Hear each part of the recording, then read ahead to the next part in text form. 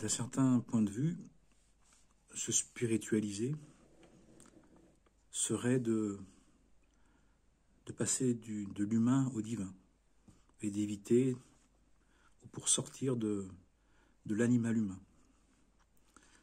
Et pour ce faire, on nous dit que ça nécessite un investissement dans des valeurs d'altruisme, pour quitter l'égoïsme, de bonté, de bien, de bon, de beau, de vrai,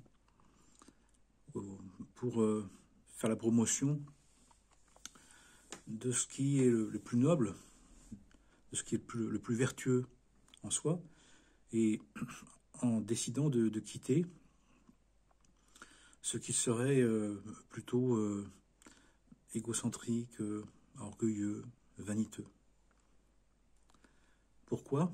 Pour participer à développer et à réaliser ce projet divin pour cette création et dont nous faisons partie, et qui nous propose d'y participer, qui nous propose de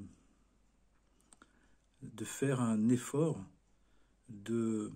d'incarner et de vivre dans des valeurs divines, dans un monde qui nous propose l'alternative, qui nous propose deux possibilités, celle de s'humano-animaler, de devenir des animaux humains qui se consacrent à eux-mêmes au détriment des autres et de la terre, de l'humanité, ou alors d'avoir envie de devenir un être divin, un humano divin, quelqu'un qui aurait envie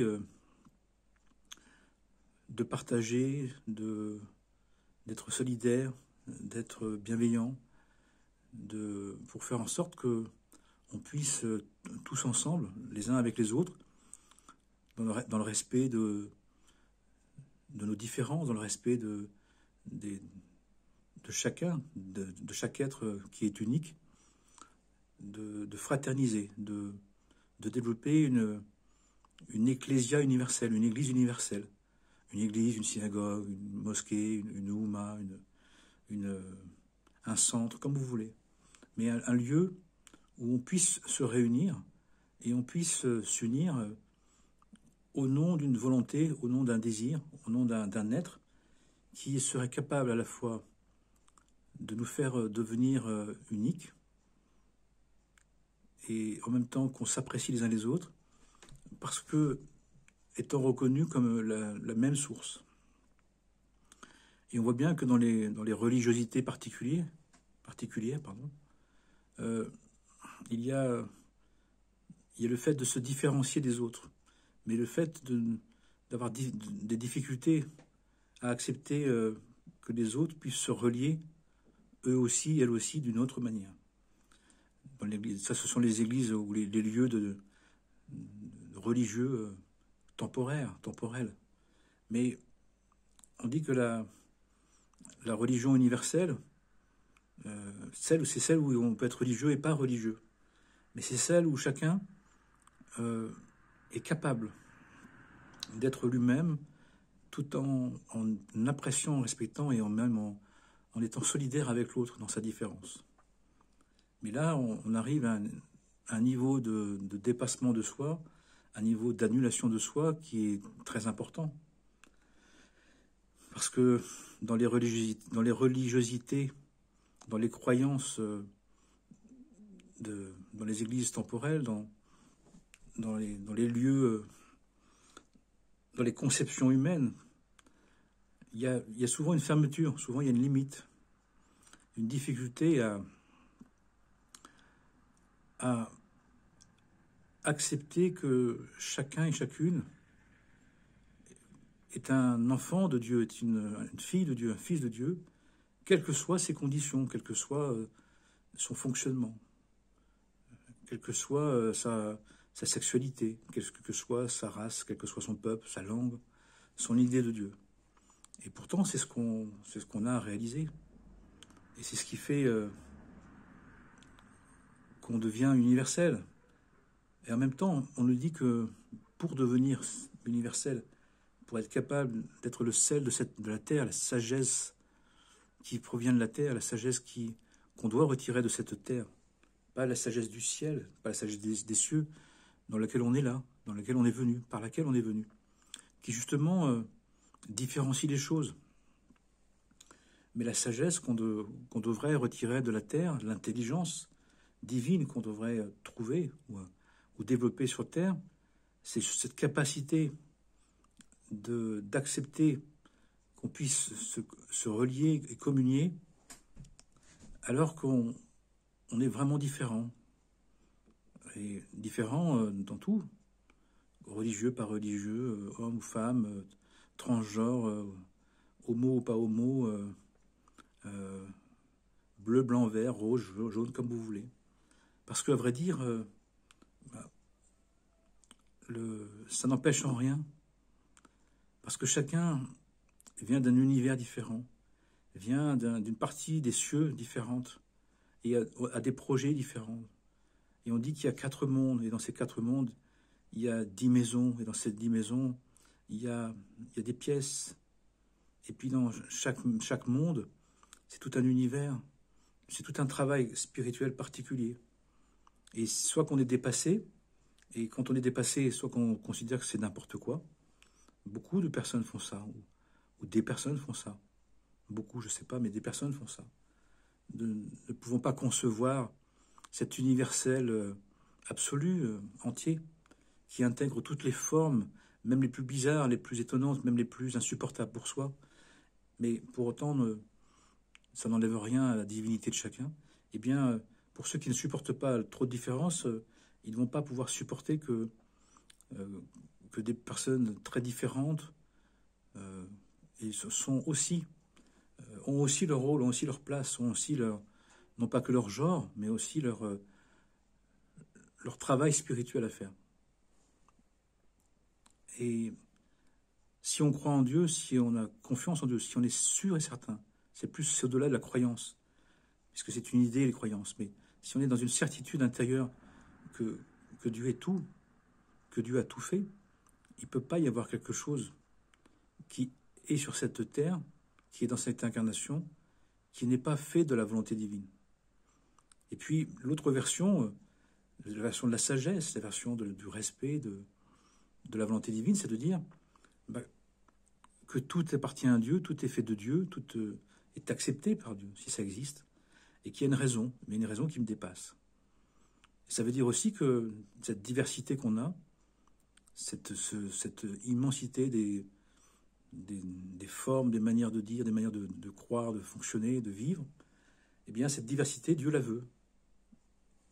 Dieu l'a imaginé, Dieu l'a pensé, Dieu l'a voulu, puisque c'est possible.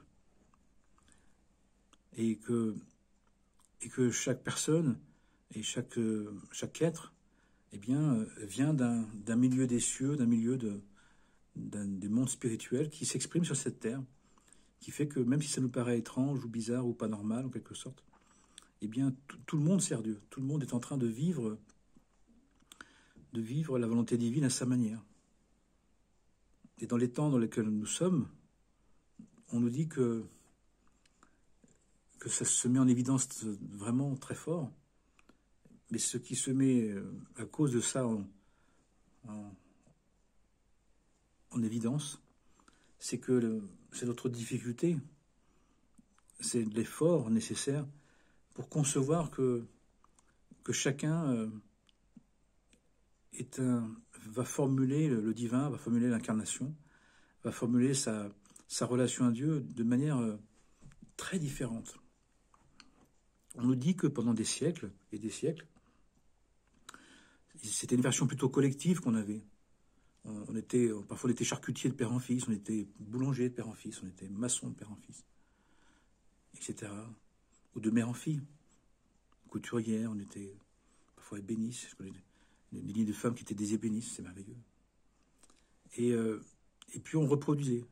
Mais maintenant, le divin, dans les temps dans lesquels nous sommes, dans ce changement de temps, on voit bien.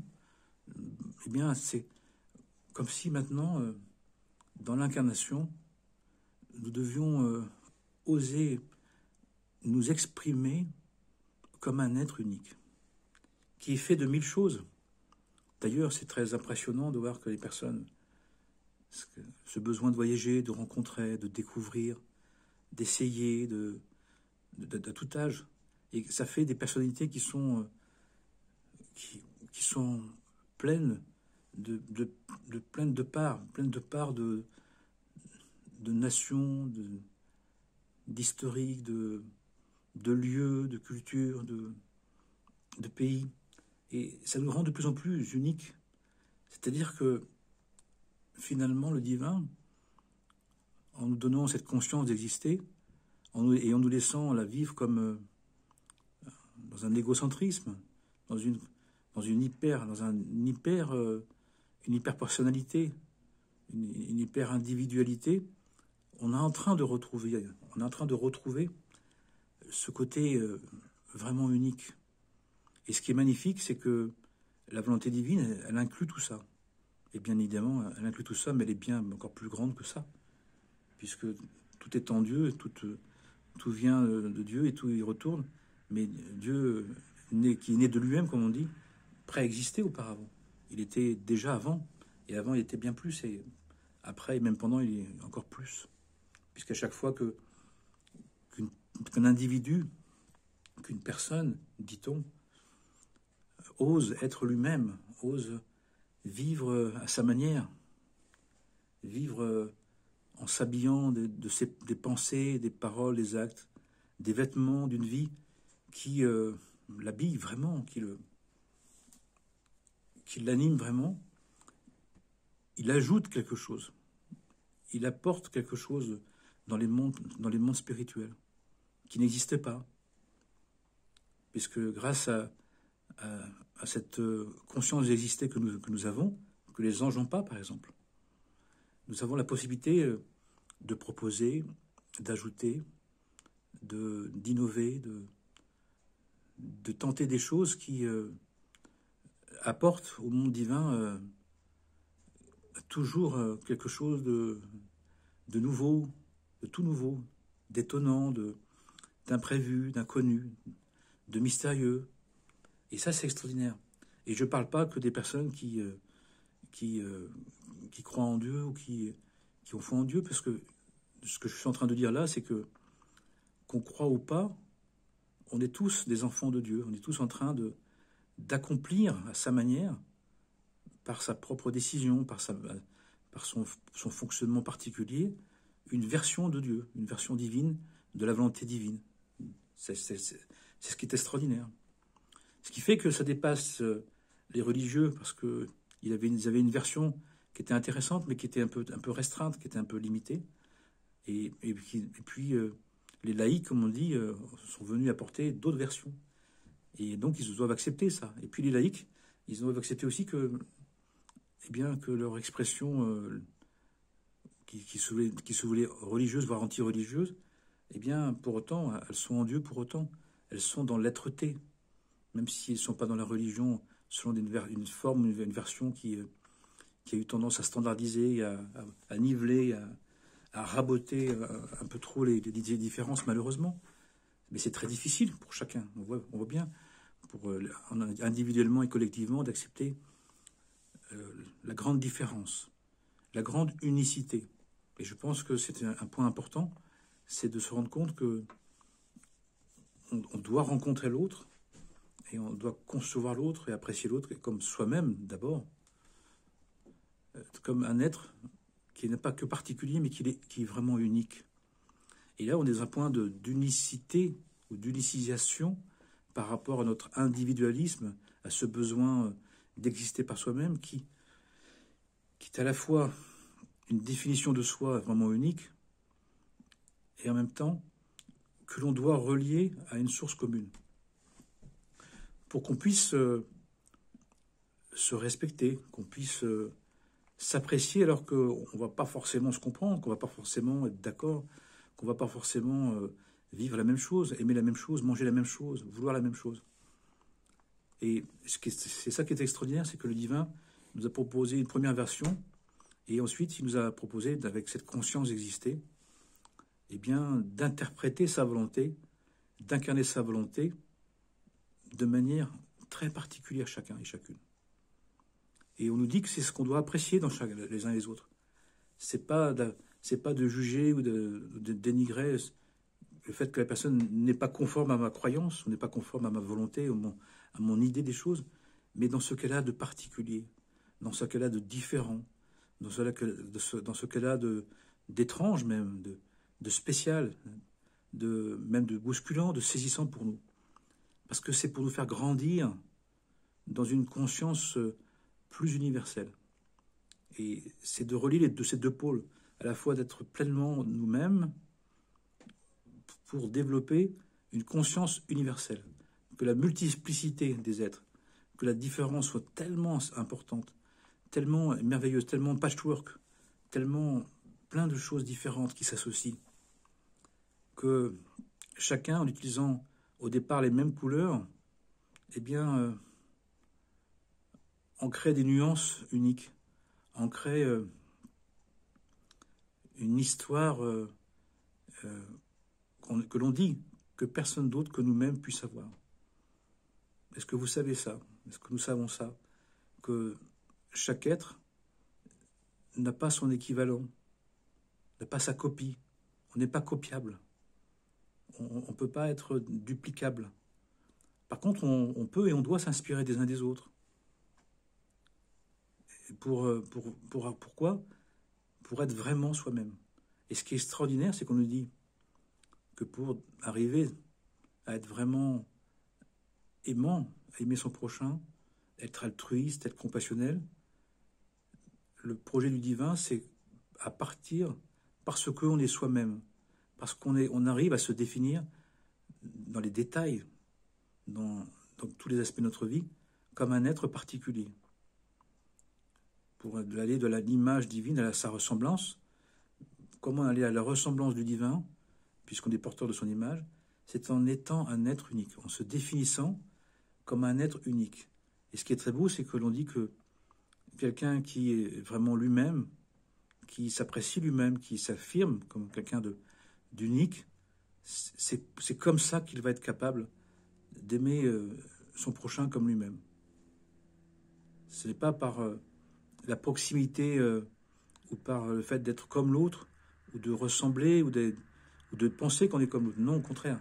C'est en étant vraiment soi-même que on peut apprécier les autres et aimer les autres comme des êtres qui seront eux-mêmes. Alors ça veut dire aussi que la compréhension qu'on a entre nous n'est plus du tout la même. Parce qu'on ne peut plus se comprendre à partir comme on dit, d'une sympathie, d'une proximité d'être ou de fonctionnement ou une antipathie.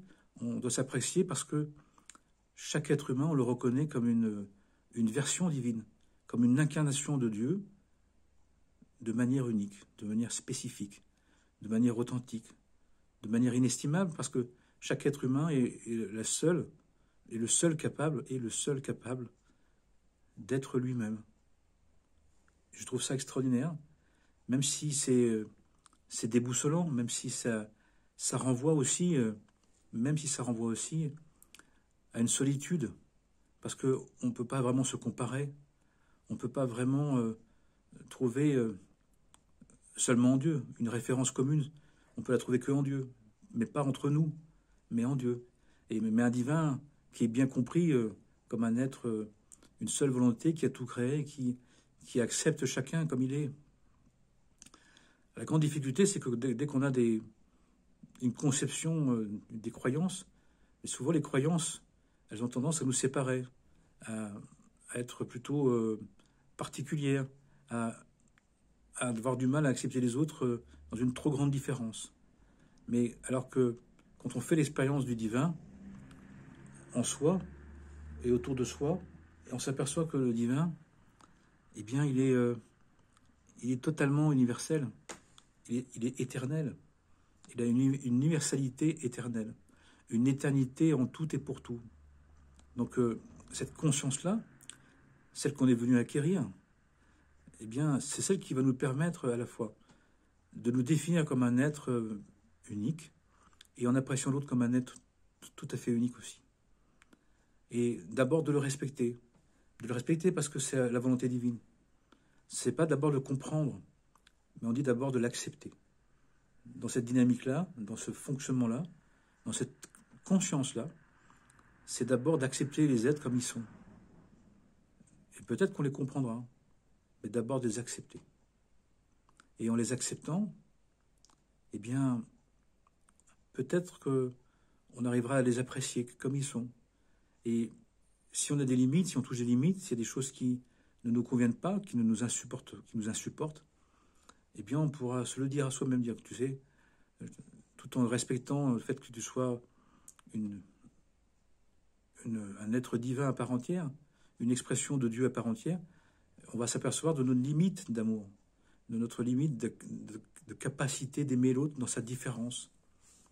On va s'éviter, on va s'empêcher, on va éviter de l'enfermer ou de le niveler dans ce qu'on voulait, dans ce qu'on voudrait, dans ce qu'on pensait bon pour nous. Parce que ça peut être très bon pour nous et ce qu'on doit faire ce qui est très bon pour nous, ce qui est très juste pour qu'on puisse être un être divin à part entière, dans les vertus divines. Mais en même temps, ce qui nous convient parfaitement bien peut ne pas être du tout la tasse de thé ou la tasse de café de l'autre. Donc, comment s'aimer, comment s'apprécier, alors que finalement, on ne peut plus avoir des références de fonctionnement, de manière d'être, de manière de penser, de manière de consommer pour s'aimer. C'est par Dieu. C'est de la conscience que c'est la volonté divine. Comment peut-on penser que Dieu n'est pas présent? Comment peut-on penser que Dieu n'agit pas? Comment peut-on penser que quelque chose se passe dans cette incarnation sans la volonté de Dieu, sans l'autorisation divine? Ça ne veut pas dire que le divin fait des choses négatives ou malsaines ou mal, mais il nous a donné un libre arbitre. Il nous a donné un libre arbitre, et donc à partir du moment où on donne de la liberté à quelqu'un, un libre arbitre, eh bien la personne a besoin de s'en emparer, a besoin de l'exprimer, de l'incarner, de la vivre. Et ça va donner plus ou moins de choses souhaitables. Mais en même temps, on est tous en évolution, on est tous dans un travail de progression, un travail d'élaboration, de perfectionnement. Qu'on le sache ou pas, même si on reproduit, parfois pour se perfectionner, il faut qu'on reproduise la même erreur, plusieurs fois. Parfois, en repoussant des formes religieuses, on voit sa propre religiosité pour voir que finalement, ce qui nous gênait dans les aspects un peu trop fermés, un peu trop sectaires, c'est parce que ça montrait aussi notre sectarisme. Et nous avons tous, dans les temps actuels, à travailler sur notre sectarisme, sur une affirmation de la vérité sous une forme qui nous convient, mais ça ne veut pas dire qu'elle convienne aux autres. Et la forme de la vérité la plus pure, c'est celle qui est capable d'inclure la plus grande différence. Et c'est tout un travail, toute une œuvre quotidienne. Et en même temps, les enseignements nous disent qu'il y a un très grand intérêt pour soi, un intérêt spirituel, parce qu'à chaque fois qu'on rencontre quelqu'un qui est différent, qui est particulier, qui nous questionne, parfois qui nous déstabilise, parfois qui nous agace, parfois qui nous énerve, parfois qui nous saisit. Et c'est une part de nous qu'on est en train de rencontrer. C'est une part de nous inconnue encore inconnue. C'est une part de nous qui essaye de dialoguer avec une part connue. Et donc, à travers ces différences, à travers des relations qui viennent nous bouger, nous demander d'être moins sectaires, d'être plus altruistes, d'être plus ouverts, c'est pour qu'on universalise notre conscience. C'est-à-dire qu'on arrive à un moment donné où notre conscience, notre idée des choses, elle est, même si elle s'est ouverte, même si elle a évolué, qu'on a grandi dans l'acceptation, dans le prendre soin, dans la bienveillance, dans la compassion, et bien forcément, à chaque fois, il y a une étape de limite, une étape qu'on doit dépasser. Et ce qui est très beau, c'est qu'à chaque fois qu'on arrive à l'acquisition d'une conscience plus large, plus universelle, plus compassionnelle, plus respectueuse, à un moment donné, on va toucher une limite à ce degré qui va nous donner l'impression que on va chuter, qu'on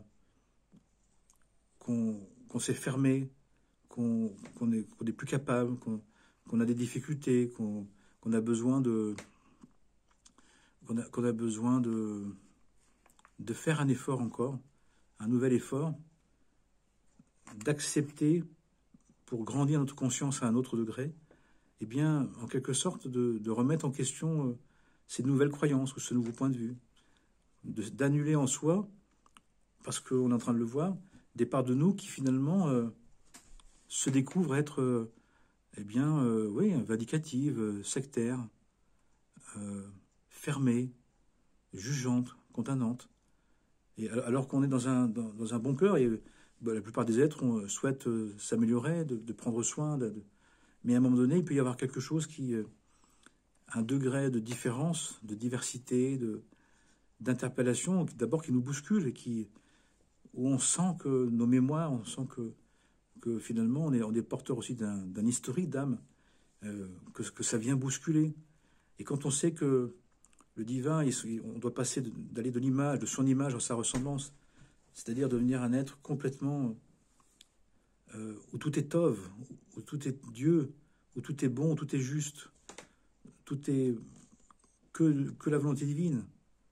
Il y a certaines choses qui se passent dans ce monde qui sont d'une violence et d'une terreur, et de concevoir qu'il faut les mettre aussi en Dieu, cette capacité de tout mettre en Dieu. Et on peut dire aussi de remettre tout entre les mains de Dieu. Parce que la plupart des fois, on ne sait pas du tout en quoi telle ou telle chose qui nous paraît d'une violence infinie, un meurtre, un viol, comment le savoir? On ne peut pas le savoir, mais on peut le remettre en Dieu. On ne peut pas savoir pourquoi, on ne peut pas savoir comment, et on dit que ce n'est pas forcément nécessaire de chercher ça, parce que ça nous dépasse. Par contre, d'accepter dire parce que ça nous dépasse, parce qu'on ne comprend pas, on le remet en Dieu. Ne serait-ce que pour aider cette situation-là, de mettre des situations terribles ou horribles sous le regard de Dieu, comme on dit. Bien évidemment, si on a foi en un créateur qui a tout créé et qui a souhaité nous créer, qui a souhaité de faire ça, on dit que par désir, par amour, eh bien, les erreurs de l'humanité, les fautes de l'humanité qui amènent à des choses horribles, on peut lui confier. On peut lui confier pour lui demandant que lui, le divin, il en fasse quelque chose, qu'il en fasse devenir du bien, qui nous aide à sortir de ces ornières, de ces folies, de ces ignorances qui nous abusent, qui nous maltraitent, qui nous terrifient, qui blessent la vie, qui blessent le monde. Dans tous les cas, on a chacun et chacune une part de responsabilité d'essayer là où on est, comme on est, justement comme on est, d'apprécier cette diversité, d'apprécier cette volonté divine qui est dans tout, qui se présente de manière si particulière, si différente, si multiple, si diverse. Et on a apprécié ça pour qu'on puisse justement développer une acceptation alors qu'on ne comprend pas. Mais on n'a pas besoin de comprendre pour accepter. Souvent, voulant comprendre, c'est parce qu'on ne veut pas accepter, comme on dit. Mais on peut accepter parce qu'on le confie au divin. On le remet entre ses mains. On le remet en son esprit saint, l'esprit de vérité, son esprit d'amour, son esprit de miséricorde, comme on dit. Puisqu'on voit bien qu'on est dépité face à ces événements. On voit bien qu'il y a une multiplicité de situations, il y a une augmentation de situations qui viennent nous bousculer, les personnes en témoignent, viennent nous saisir d'effroi, de peine, d'inquiétude, de violence. Et on a la possibilité de faire quelque chose, de dire Seigneur, je remets entre tes mains. Seigneur, je me remets entre tes mains. Je remets tout ça parce que ça me dépasse. Même si je sais que tout est en toi et que toi, mais toi tu veux en faire quelque chose. Toi tu sais quoi en faire. Moi je sais pas. Moi je sais pas. Moi je sais plus. Je me sens tellement insignifiant, tellement inconséquent, tellement incapable de changer les choses que la chose qui me reste dans ma certitude de ta présence et la certitude de ton action, de ta volonté, de ta providence, c'est de remettre ce qui se passe entre tes mains, en ton esprit. Parce que j'ai fait l'expérience, parce qu'on fait l'expérience de sa miséricorde, de sa compassion, de son aide, de son soutien, de son pardon. Et bien de le demander pour tous sans exception. Après, c'est à Dieu ça appartient à Dieu de faire les comptes. Ça nous appartient pas. Et on dit en plus que quand Dieu fait les comptes, c'est pas pour juger, mais c'est pour aider, c'est pour évaluer. Mais ça nous dépasse complètement. Il y a plein de théories, il y a plein d'enseignements sur le pourquoi du comment, des choix des âmes, de choix des incarnations. Mais même si on s'y intéresse, même si on étudie tout ça, on voit bien que ça reste dans le mystère. Ça reste dans le mystère et c'est peut-être mieux que ça reste dans le mystère. Le mystère, j'ai pas dit dans l'obscurité, hein, j'ai dit dans le mystère. L'obscurité, c'est autre chose. Mais d'accepter que le divin, eh bien, c'est lui le maître des mystères. C'est lui qui est capable, mystérieusement aussi, par sa providence, de faire de tout sa volonté qui est une volonté de bien, une volonté de beau, de bon, de vrai, de juste, de miséricorde, de compassion. Parce que on voit bien que nos croyances, nos préétablis, nos jugements ne servent pas à aider la situation. Et on nous dit justement que dans les temps actuels, dans les temps de passage dans lesquels nous serions, c'est de dire à Dieu à quel point on lui fait confiance et qu'on lui demande de l'aide et qu'on le soutient dans ce qui doit aider le monde à se réaliser, à s'accomplir dans sa volonté qui est toute bienveillante, qui est tout amour, qui est de toute sagesse, qui est de toute intelligence, qui amènera la paix, qui va amener la paix. C'est inévitable. La paix est inévitable. La vérité est inévitable. Même si l'humanité passe beaucoup de temps à la contourner ou sans doute pour se l'approprier à sa manière. Et en même temps, c'est vrai que certains enseignements nous disent que on doit faire l'expérience de tous les refus pour vivre toutes les acceptations. Pour que la vérité soit acceptable, on dit qu'il faut d'abord la refuser. Eh bien, on voit bien à quel point, quand ça se cumule, et bien, ce que ça donne actuellement. Mais pour autant, on nous dit on n'est pas dans la capacité de conclure quoi que ce soit. On doit éviter de conclure. Ça va bien se passer, ça va mal se passer, ça va se passer comme Dieu veut. Et ce qu'on peut faire, c'est demander à ce que ça se passe comme il veut, mais avec le moindre de dégâts possible, la moindre de violence possible, le moindre de haine possible. On peut faire en sorte de participer à ça, en acceptant que sa volonté est capable de faire de tout de l'amour, de la fraternité, de la paix, de la vérité, de la justice, mais sans passer par des horreurs, des terreurs. On n'en a pas besoin. On a envie de comprendre, on a envie d'apprendre notre leçon, mais avec douceur. Et on est en droit, on dit qu'on est en devoir de défendre l'humanité. Que face à Dieu, on ne doit pas accuser l'humanité auprès de Dieu, mais qu'on doit défendre l'humanité auprès de Dieu. Seigneur, de demander sa compassion, sa miséricorde, encore et encore et encore.